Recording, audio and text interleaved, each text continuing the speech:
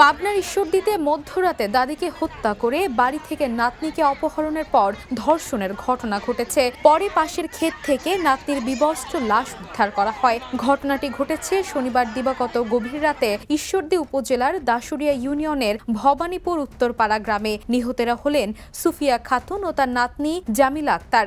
সুফিয়া খাতুন স্থানীয় বাসিন্দা জয়নাল খার মা।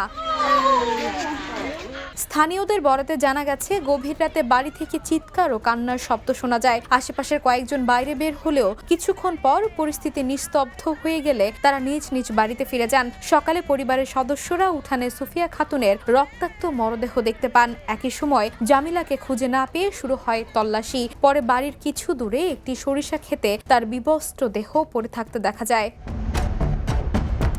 ঘটনার খবর পেয়ে পুলিশ ঘটনাস্থলে গিয়ে মরদেহ দুটি উদ্ধার করে ময়না তদন্তের জন্য পাঠায়। ঈশ্বরদী থানার ভারপ্রাপ্ত কর্মকর্তা মোহাম্মদ মুমিনুজ্জামান বিষয়টি নিশ্চিত করেছেন। তিনি জানান, প্রাথমিকভাবে হত্যার আলামত পাওয়া গেছে এবং কিশোরীর ক্ষেত্রে ধর্ষণের অভিযোগ খতিয়ে দেখা হচ্ছে।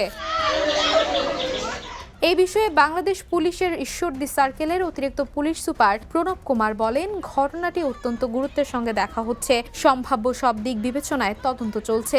জড়িতদের শনাক্ত ও গ্রেপ্তারে কাজ করছে পুলিশ।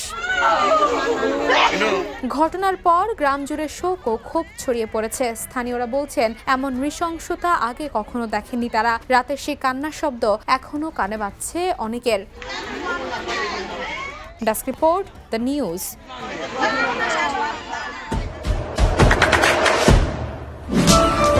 দেশে দেশে সবার সাথে দ্য নিউজ।